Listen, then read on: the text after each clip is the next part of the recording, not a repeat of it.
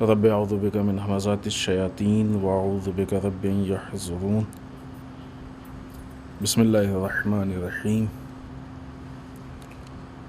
الحمد للہ وسلام علی عبادہ الذین اصطفیٰ ولعنۃ الدائمۃ الباقیۃ علی اعدائہم اجمعین من الآن الی قیام یوم الدین اما بعد فقد اوصیکم نفسی بتقوی اللہ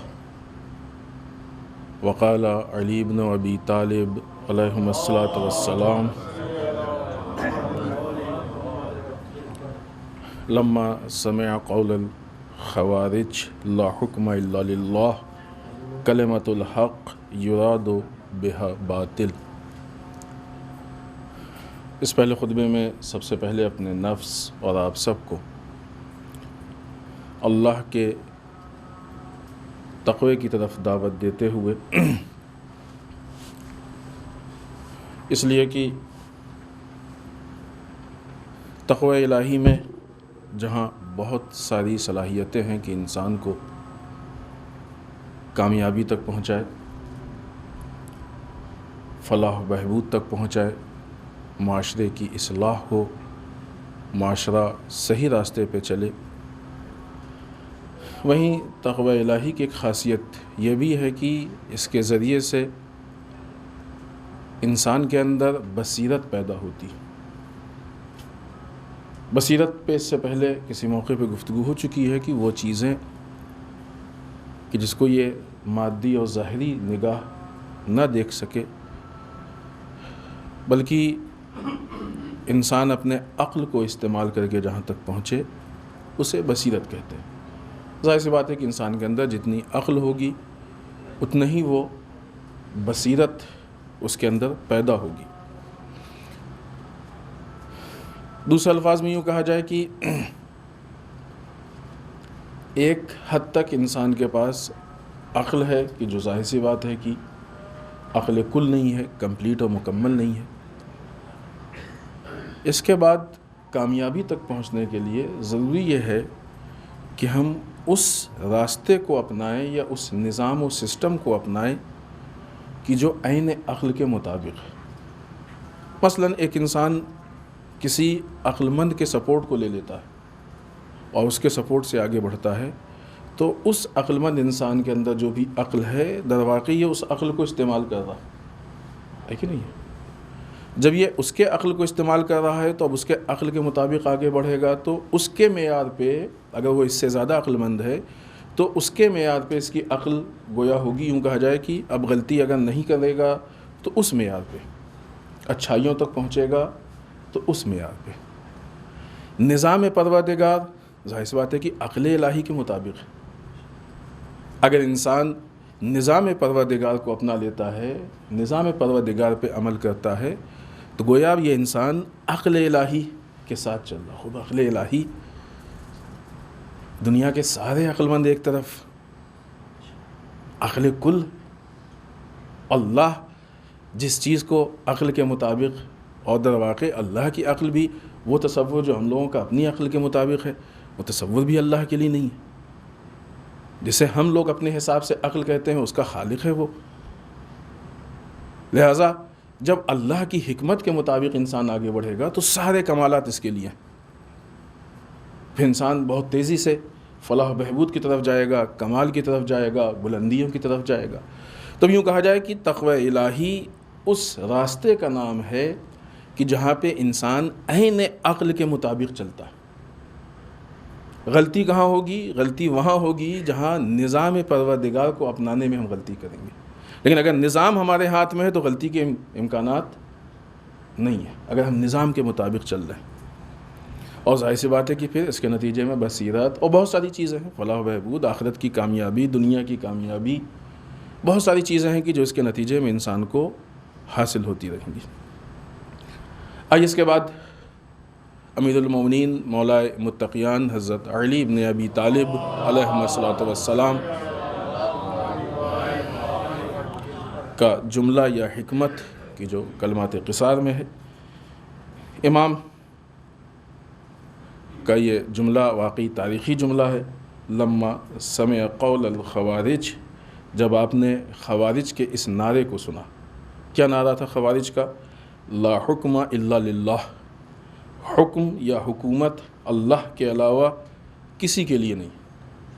اس وقت آپ نے فرمایا کلمۃ حق یراد بہا باطل، یہ کلمہ، یہ بات صحیح ہے، لیکن اس سے جو مفہوم لیا جا رہا ہے، جو اس سے ارادہ کیا جا رہا ہے، وہ باطل ہے، وہ غلط ہے، صحیح نہیں ہے۔ یہاں پہ اس سے پہلے کہ اس پہ ہم اپنی گفتگو کو شروع کریں، ایک روایت آپ کی خدمت میں پیش کریں کہ جس وقت مولا کائنات صفین سے پلٹے تھے اور آپ مسجد میں خطبہ ارشاد فرما رہے تھے، تبھی ایک انسان مسجد کے کونے سے کھڑا ہوا، اور کھڑا ہونے کے بعد اس نے یہ نعرہ بلند کیا، لا حکم الا للہ۔ یہ تو ہم ظاہر سی بات ہے کہ گفتگو کر رہے ہیں تو آرام سے کریں، لیکن اس نے نعرے کی سٹائل میں کہا، تیز آواز میں، لا حکم، جس طریقے سے نعرے لگائے جاتے ہیں۔ امام علی نے دیکھا، اس کی طرف سنا نعرے کو، چپ رہے، مولا نے کوئی جواب نہیں دیا۔ تھوڑی دیر بعد ایک دوسری طرف سے ایک انسان پھر کھڑا ہوا۔ ظاہر سی بات ہے کہ آپ کو معلوم ہے کہ یہ نعرہ خوارج کا ہے۔ خوارج معلوم ہے آپ کو کہ وہ لوگ جو صفین میں مولا کائنات سے الگ ہوئے تھے۔ ظاہر ابھی جب نعرہ لگا رہے ہیں تو ابھی نہروان نہیں ہوئی جس وقت وہ نعرہ لگا رہے تھے، اس کے بعد نہروان ہے۔ اس میں مولا نے نہروان کا ذکر بھی کیا، اشارہ بھی کیا ہے، وہ بھی ہم انشاءاللہ آپ کی خدمت میں پیش کریں گے۔ امام نے پہلے آدمی کے نعرے کو سنا، خاموش رہے، جواب نہیں دیا۔ دوسرے نے پھر نعرہ لگایا، امام نے جواب نہیں دیا۔ پھر مسجد میں کچھ لوگ جو خوارج تھے وہ سب ایک ساتھ نعرہ لگانے لگے، لا حکم الا للہ۔ اس وقت آپ نے کہا کلمۃ الحق یراد بہا باطل، کہ یہ کلمہ تو حق ہے، ظاہر سی بات ہے قرآن مجید کی آیت شریفہ، بات تو صحیح ہے، لیکن جو اس سے ارادہ کیا گیا ہے، جو اس سے مفہوم لیا جا رہا ہے، یہ باطل ہے، یہ غلط ہے، یہ صحیح نہیں ہے۔ پھر اس کے بعد آپ نے رسول اللہ صلی اللہ علیہ وآلہ وسلم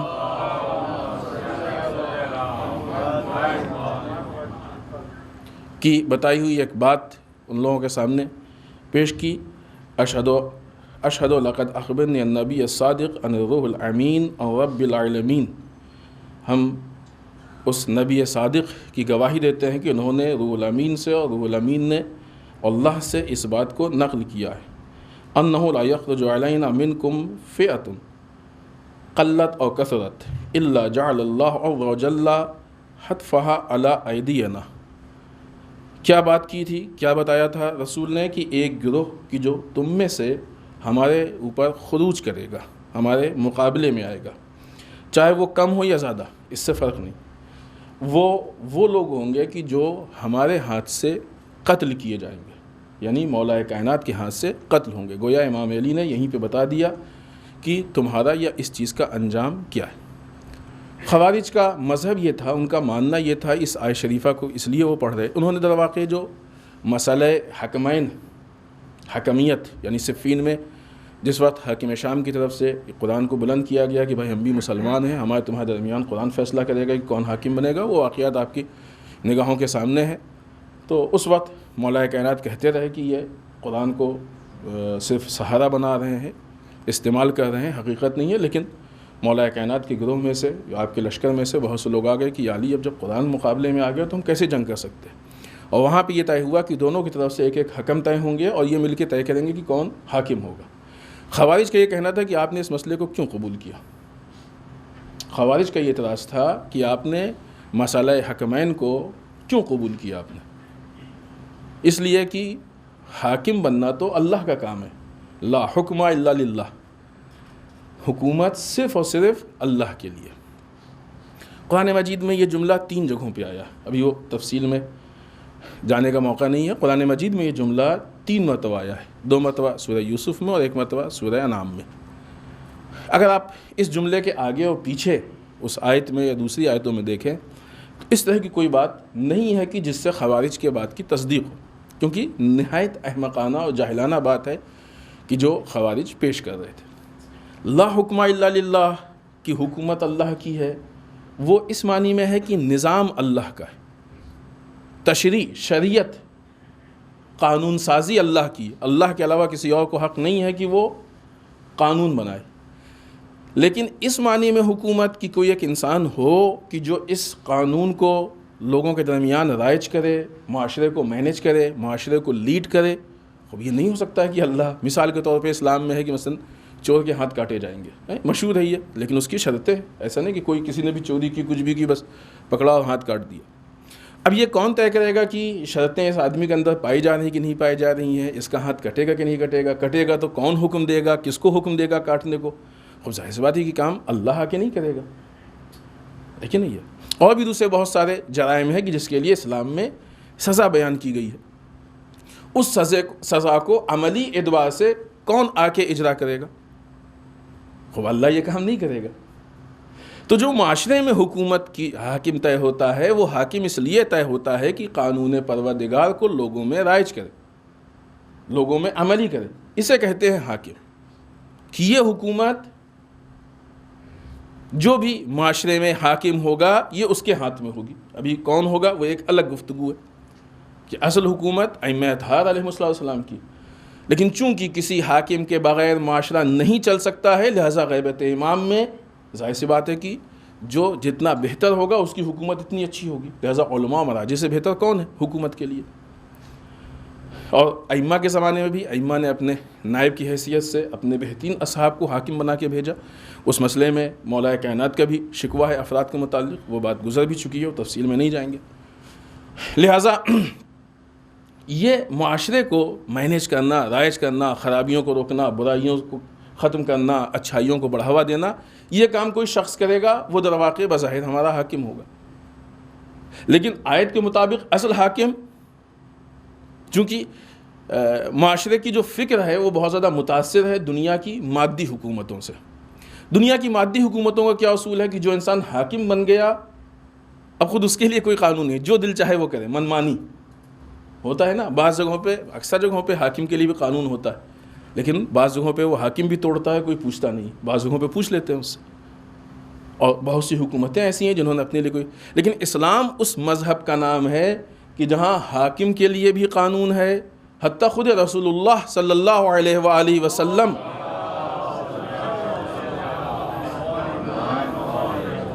ظاہر لوگوں میں سب سے افضل ذات ہے رسول کی، خود رسول کے لیے بھی قانون ہے. تو وہ کون سی چیز ہے کہ جو خود حاکم کے اوپر بھی حکومت کر رہی ہے؟ وہ اللہ کا قانون ہے. در واقع اصل حکومت اللہ کے قانون کی جو ہر ایک کے اوپر. لہذا لا حکم الا للہ. لیکن یہ حکومت کسی اور کے لیے نہ ہونا اللہ کے علاوہ اس معنی میں نہیں ہے کہ اس قانون کو اجرا کرنے والا کوئی نہیں بن سکتا. یہ یا تو یوں کہا جائے کہ وہ اتنے بیوقوف تھے یا لوگوں کو بیوقوف بنا رہے تھے، ہے نا. اس کی آج بھی مثال موجود ہے ہمارے درمیان. بعض لوگ کہتے ہیں کہ ائمہ کے علاوہ کوئی حکومت نہیں کر سکتا. خب اگر نہیں کریں گے تو معاشرے کا کیا حال ہوگا؟ بغیر حکومت کے معاشرہ کہاں پہنچے گا؟ اور اس پہ بھی تفصیل میں بات ہو چکی ہے. نہیں ہو سکتا ہے کہ کوئی ائمہ کے علاوہ حکومت نہ کرے. دیکھیں یہاں پہ جو اس جملے میں جو پوائنٹس دیکھے جا سکتے ہیں، اس میں ایک پوائنٹ یہ کہ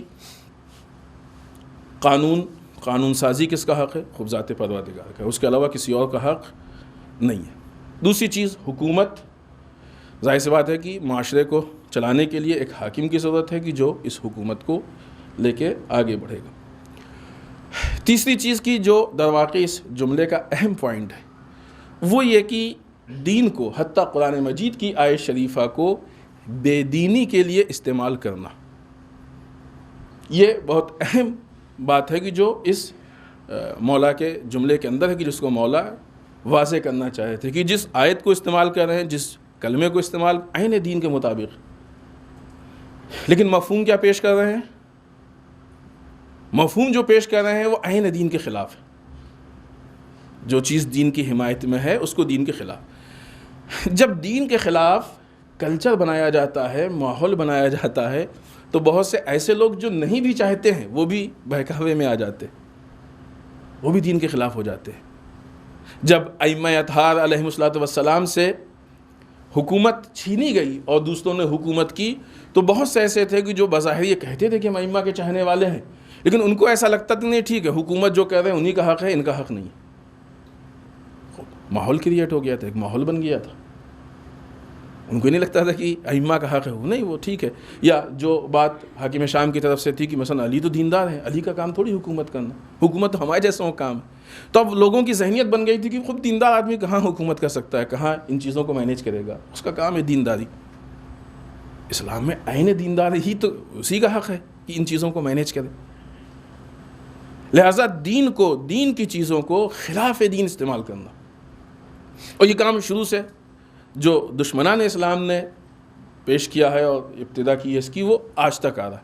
آپ دیکھیں کہ اسلام میں بہت سارے فرقے ہیں جو ان کے نظریے ہیں وہ بھی قرآن سے آیت کو پیش کرتے ہیں. جو لوگ اللہ کی جسم و جسمانیت کے قائل ہیں وہ آیت پیش کرتے ہیں. بہت ساری ایسی چیزیں ہیں کہ جو نظریات کو لے کے آئے ہیں اس کے لیے آیت پیش کرتے ہیں. اس کی بنیاد یہی ہے کہ وہ آیت کے مفہوم کو سمجھے نہیں.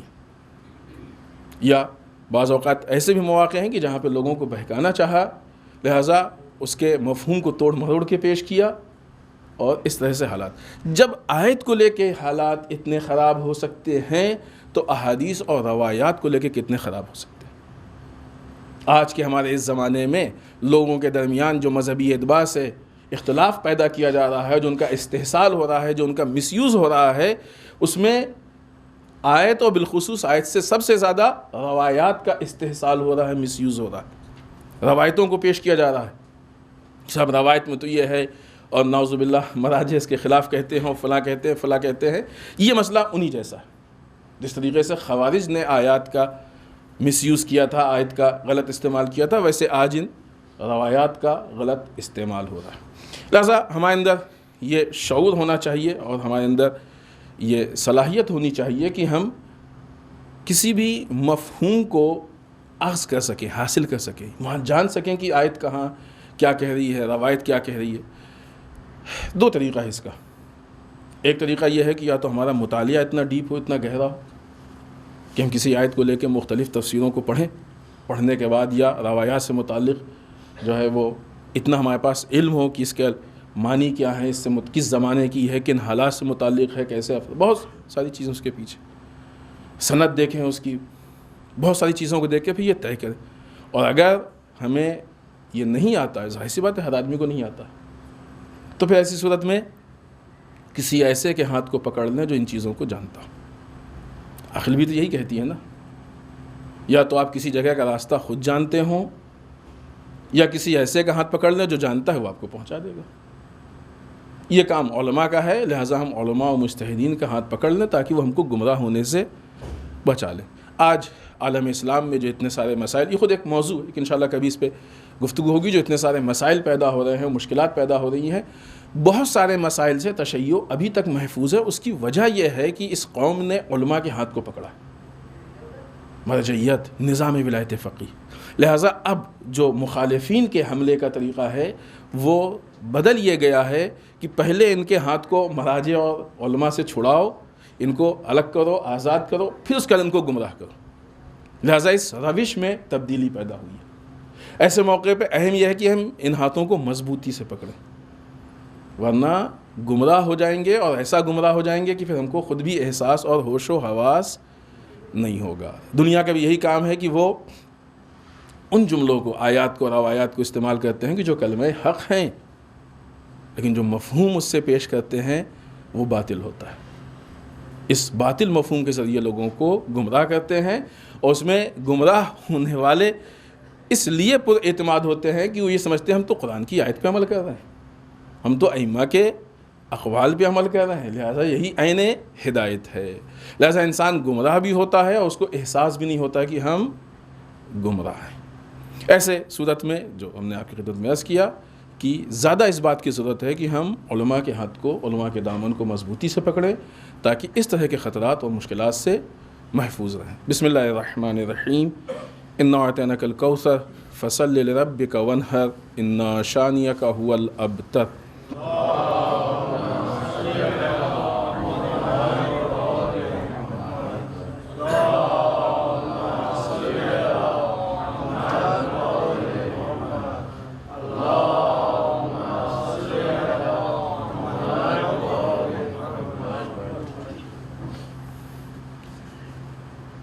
رب اعوذ بک من همزات الشیاطین واعوذ بک رب ان یحضرون۔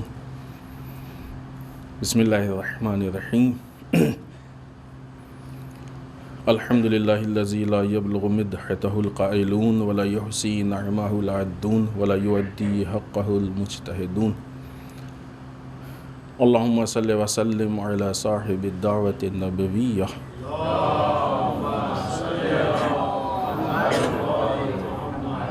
وصولة الحیدریہ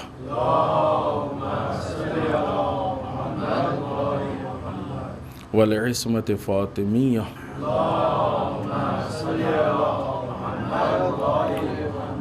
والحلم الحسنیہ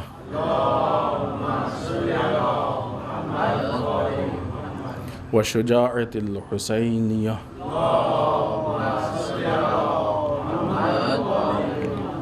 والعبادة السجادیہ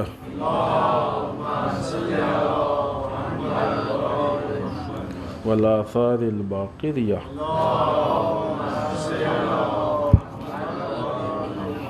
والمأثر الجعفریہ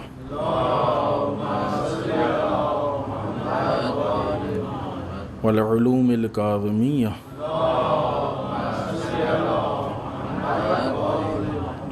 والرضاء الرضویہ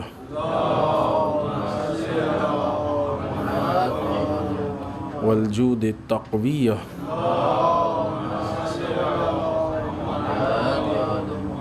والنقاوة النقویہ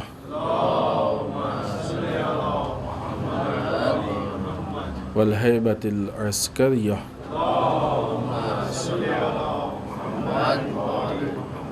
والغیبة الہیہ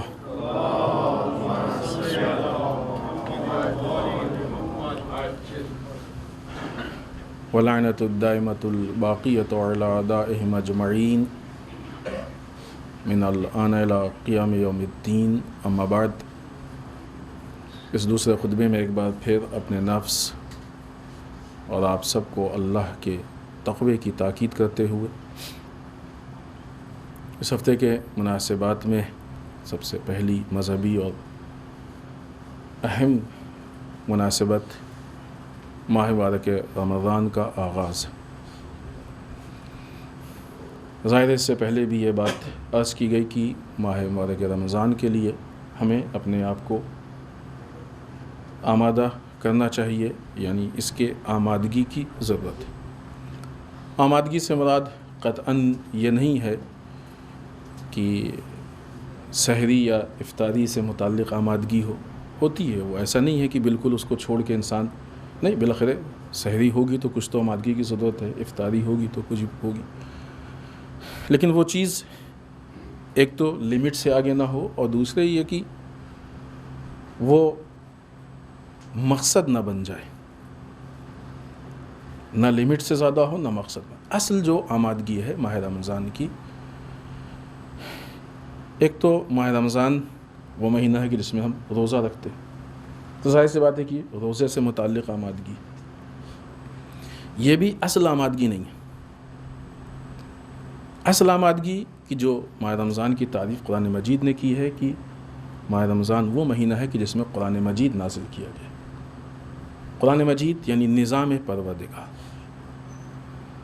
اصل آمادگی یہ ہے کہ ہم اپنے قلب کو، اپنے نفس کو، اپنے وجود کو، اپنے آپ کو آمادہ کریں کہ نظام الہی کو ہم اپنا سکیں۔ اصل آمادگی ہے۔ ماہ رمضان تک پہنچتے پہنچتے ماہ رمضان میں خود روزہ اس کے لیے بہت بڑی مدد ہے، نمازیں اس کے لیے بہت بڑی مدد ہے۔ ہم لوگ اپنی زندگی کے بہت سارے اصولوں کو نماز کی حالت میں تبدیل کر دیتے ہیں، روزے کی حالت میں تبدیل، حلال چیز سے پرہیز کرتے ہیں روزے میں پورے دن، تو ظاہر سی بات جو انسان حلال چیز سے پرہیز کی پریکٹس کر لے گا تو حرام سے بدرجہ اولا پرہیز کر لے گا. تو اپنے نفس کو ہم آمادہ کریں کہ ہم شریعت الہی کو ایکسیپٹ کر سکیں, قبول کر سکیں. لہٰذا جو دعائیں ہیں اور جو پڑھی جاتی ہیں دعائیں, اگر آپ ان دعاؤں کو دیکھیں اور ان کے گہرائی میں جائیں تو یقیناً یہ دعائیں یا تو اللہ کی معرفت سے متعلق ہیں, اور جتنی انسان کے اندر اللہ کی معرفت پیدا ہوگی اتنی قانون پروردگار کی اہمیت, اس پہ عمل کی اہمیت, یہ ساری چیزیں پیدا ہوں گی. یا نظام اور احکام سے متعلق ہے, یا ماہ رمضان کے عظمتوں سے متعلق, اس طرح سے یعنی وہ چیزیں ہیں کہ جو انسان کو بالآخر معرفت تک یا نظام تک لے کے جائے گی. اور وہاں پہنچنے کے بعد اب انسان اپنے آپ کو آمادہ کرے گا کہ ماہ رمضان کی جو اصل فضیلتیں ہیں ان فضیلتوں کو انسان حاصل کرے. قرآن مجید نے جہاں روزے کے وجوب کی بات کی ہے وہاں کہا ہے لعلکم تتقون, تم پہ روزہ اس لیے واجب کیا گیا ہے شاید تم, پوری آیت ہے ہم صرف پوائنٹ پیش کریں, متقی ہو جاؤ. جہاں ماہ رمضان کی بات کی ہے وہاں کہا ہے کہ ہم نے اس میں قرآن نازل کیا, جس کا نتیجہ اس شکل میں بھی دیکھا جا سکتا ہے کہ پھر آخر میں آ کے اس قرآن کو کہا فرقان, یہ حق و باطل میں فرق پیدا کرنے والا ہے. یعنی نظام پروردگار اس منزل میں نہیں ہے کہ انسان کو لے جائے اور مثلاً صرف مصلی اور ان چیزوں تک محدود کر دے, بلکہ نظام پروردگار کا آؤٹ پٹ یہ ہے کہ انسان کے عقل کو اتنا بلند کرے کہ وہ حق و باطل میں فرق محسوس کرنے لگے. ماہ رمضان وہ مہینہ نہیں ہے کہ ہم کسی ایک خاص چیز میں اپنے آپ کو محدود کر لیں, ڈس بیلنس عبادت کا مہینہ نہیں ہے, بلکہ ہر چیز کو بیلنس کر کے ایک نتیجے تک پہنچے. خاص کر کے وہ تیسرا, جہاں ماہ رمضان کے شروع ہونے سے پہلے یا آغاز میں ایک طرف اس خریداری میں, البتہ یقیناً مومنین نہیں کریں گے ایسا, لیکن بعض اوقات بعض لوگ تھوڑا سا توجہ نہیں کر پاتے ہیں کہ اس خریداری میں مشغول ہوتے ہیں کہ ماہ رمضان سے متعلق کیا لینا ہے. وہاں ماہ مبارک رمضان کے آخر میں کی جو کہ سخت دن ہے, آپ دیکھیں بات آ گئی تو بس کرتے چلیں. امام علی ابن الحسین زین العابدین علیہ الصلوۃ والسلام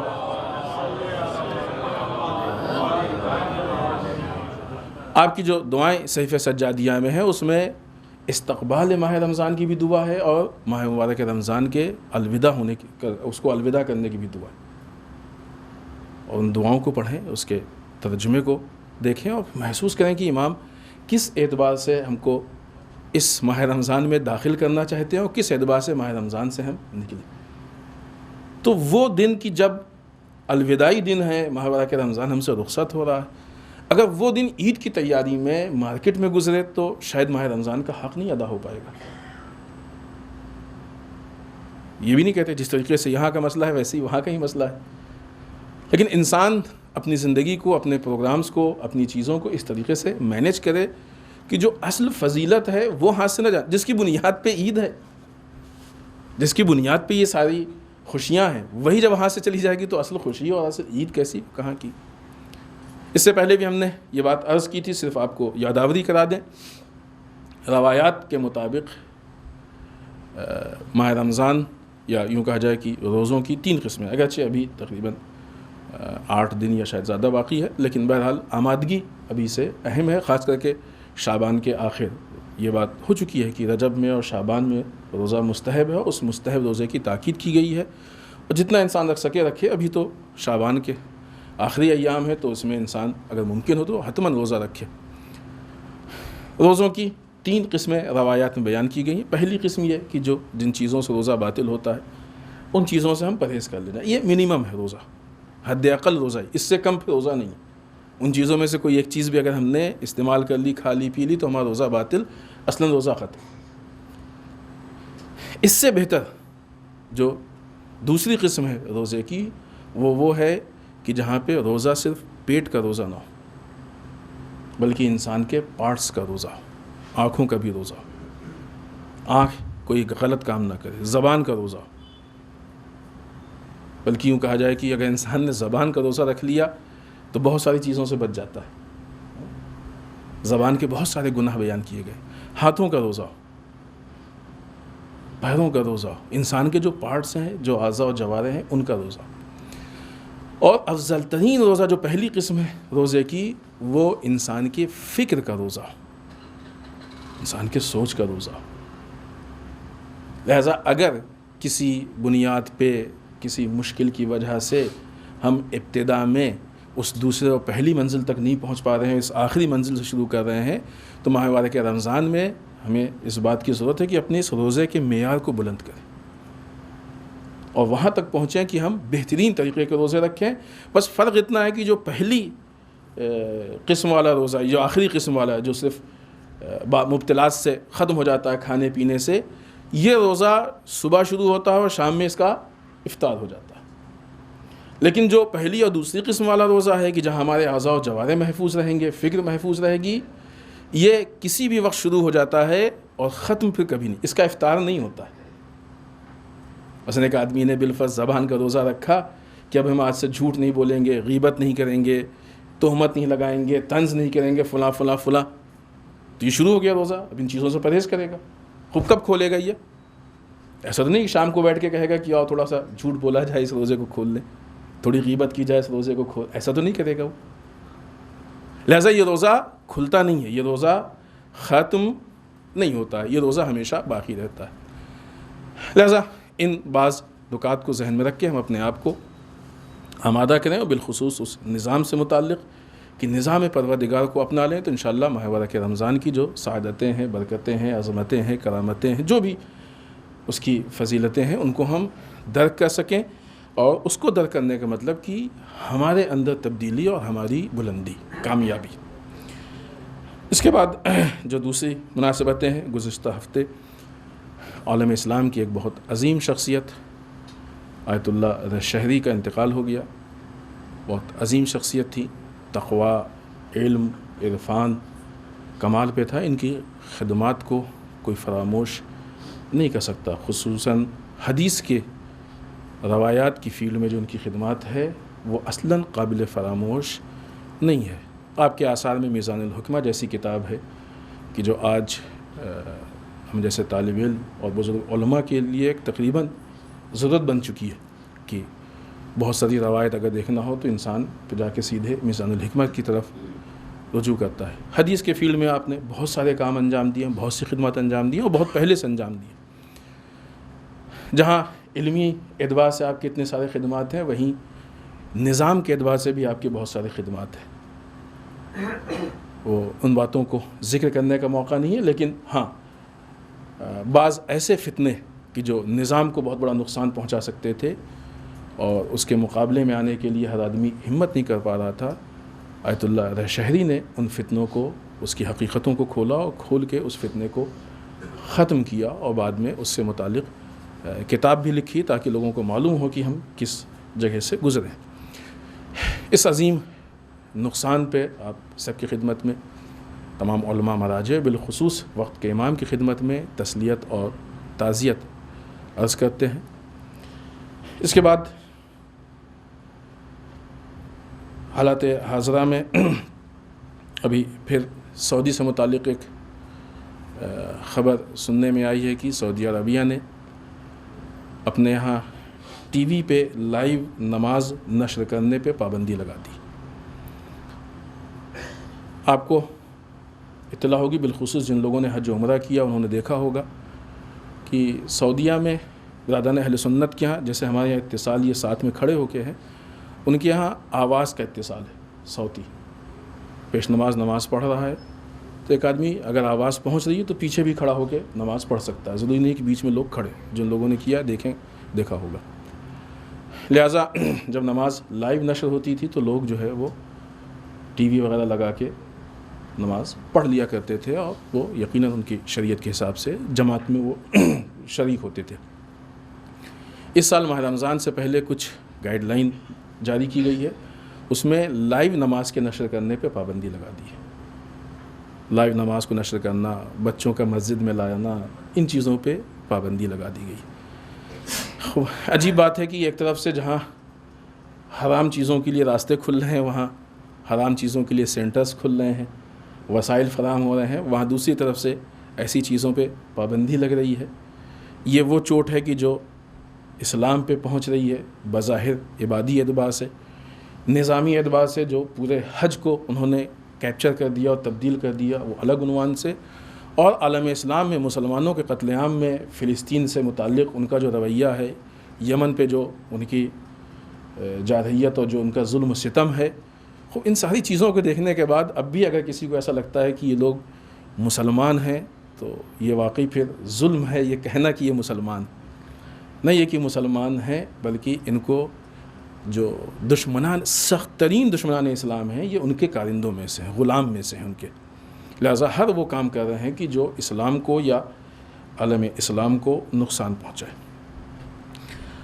ہمارے ملک میں جو مسئلہ، خب دو چیزیں ہیں کہ جو بہت بڑے پیمانے پہ گرم چل رہی ہے، اور ایک حجاب کا مسئلہ کہ جس کا کیس سپریم کورٹ میں ہے۔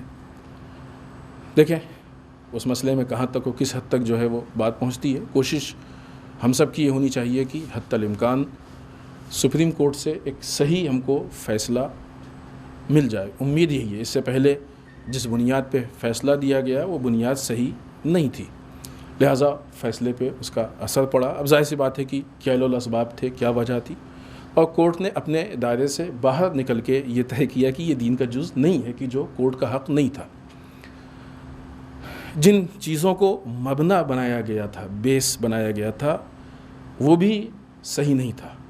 مثلا ایک آیت شریفہ کو پیش کیا گیا، قرنا فی بیوتکن، کہ عورتوں سے کہو گھروں میں رہیں، تو اس کے ترجمے کو پیش کیا گیا کہ عورتوں سے کہو گھروں میں قید رہیں۔ یہ جس مترجم، کسی مترجم سے، ٹرانسلیٹر سے کوٹ کیا گیا، اور وہ ٹرانسلیٹر بھی شک کے دائرے میں اگر اس کی ڈیٹیل دیکھی جائے، تو لہٰذا یہ جو بیس غلط تھے اس کی بنیاد پہ یہ ساری چیزیں سامنے آئی۔ تبھی کوشش یہ ہونی چاہیے کہ سپریم کورٹ میں ہم لوگ ان ساری چیزوں سے، چونکہ وہ جو فیصلہ ہے وہ ہماری نگاہوں کے سامنے ہے، اس میں ساری تفصیلات موجود ہیں، ان ساری چیزوں سے بچا کے یہاں تک پہنچیں کہ ہم اپنے اس بنیادی اصول کو محفوظ رکھ سکیں۔ جہاں تک وہ فلم دا کشمیر فائل ہے، اس کا جو اس کے حالات ہیں، جو نتائج ہیں، وہ ہماری نگاہوں کے سامنے ہیں۔ ایک طرف جہاں فلم کے بنانے والے اس سے بے انتہا دولت کما رہے ہیں، وہاں دوسری طرف اس کے ذریعے سے بے انتہا تعصبات کو پھیلایا جا رہا ہے، اور یوں کہا جائے کہ تاریخ اور جو بھی ہماری گزشتہ حالات تھے ان میں تحریف پیدا کی جا رہی ہے۔ ظاہر سی بات ہے کہ یہ سوچی سمجھی سازش ہے۔ خود بنانے والوں کے اگر آپ بیک گراؤنڈ کو دیکھیں تو باقی فلم اور اس فلم میں اور دونوں کے نتائج میں جو بہت بڑا فرق دکھتا ہے، ہم نہیں چاہ رہے ہیں کہ ان چیزوں پہ تفصیل سے گفتگو کی جائے۔ اس سے پہلے وہ اتنے سکسیس اور اتنے کامیاب نظر نہیں آئے، لیکن اس فلم میں ایک بہت بڑے پیمانے پہ انہوں نے بزنس کیا، کافی پیسہ کمایا گیا، بہت کچھ سامنے آیا۔ یہ اور بات ہے کہ بعض لوگ جذبات میں آ کے رو رہے ہیں، لیکن وہ اتنے اپنے جذبات سے باہر ہیں کہ ایک ایک پیسے کا حساب کر کے وہ کما رہے ہیں۔ دوسرے الفاظ میں کہا جائے کہ اسے کہتے ہیں کہ آنسوؤں پہ کمائی، لوگوں کے آنسوؤں پہ کمائی، جھوٹ پہ کمائی، فساد پہ کمائی، دنگے پہ کمائی۔ اور یہ بہرحال ہے، حکومتیں اس اعتبار سے ہوتی ہیں، بعض اوقات حکومتیں پولیٹیکل اعتبار سے رائٹ کراتی ہیں تاکہ ان کا اپنا فائدہ ہو، جیسا کہ آپ جانتے ہیں انالائز کے طور پہ، تحلیلی طور پہ یہ چیزیں سامنے آتی ہیں، پھر بعد والی حکومتیں آ کے پہلے والی حکومتوں کے راز کو کھولتی ہیں، اور یہ چیزیں لوگوں کے سامنے آتی ہیں۔ عالم اسلام میں جو چیزیں ہیں، اگر اس کی حقیقت کو سامنے پیش کیا جائے تو انشاءاللہ یہ مسائل ختم ہو سکتے ہیں، لیکن ظاہر سی بات ہے کہ جس مقام تک ملک کو پہنچا دیا گیا ہے وہاں پہ اب یہ کام نسبتاً سخت ہو گیا ہے، لیکن اس کا مطلب ہی نہیں کہ ہماری ذمہ داری ختم ہوئی ہے۔ اس لیے کہ اپنے ملک کا تحفظ بہرحال ہماری ذمہ داری ہے۔ کسی طرح کا تعصب، کوئی بھی فیلنگز، کوئی بھی لوگوں کے ذہن میں نفرت پیدا ہوگی تو یہ نفرت، یہ تعصب ہمیں قومی اور ملکی دونوں نقصان پہنچائے گی، اور ان دونوں کے مقابلے میں آنا، ان دونوں سے بچانا یہ ہماری اپنی ذمہ داری ہے۔ لہٰذا ایک اصلاح کے راستے کو اپنائیں ہم، تاکہ اپنے ملک کو اور قوم کو دونوں کو فساد سے یا ان چیزوں سے بچا سکیں۔ آخر میں بارگاہ پروردگار میں دعا کرتے ہیں پالنے والے ہم سب کو اعمال صالحہ کی توفیق عنایت فرمائے، بدلہ اعمال قبیحہ سے محفوظ رکھ، پالنے والے ہمارے گناہوں کو بخش دے، بار الہ ہمارے مرحومین کو بخش دے، پلنے والے اسلام و مسلمین کی حفاظت فرما، بار الہ دشمنان اسلام کو نیست و نابود کر دے، بار الہ ہمارے علماء کا سایہ ہمارے سروں پہ باقی رکھے، بار الہ رہبر و مراجع کو طول عمر عنایت فرما، بار الہ ہمارے امام کے ظہور میں تعجیل فرما، ہمیں ان کے اعوان و انصار میں شریک ہونے کی توفیق عنایت فرما۔ ربنا تقبل منا انک انت السمیع العلیم۔ بسم اللہ الرحمن الرحیم۔ قل هو اللہ احد اللہ الصمد لم یلد ولم یولد ولم یکن لہ کفوا احد۔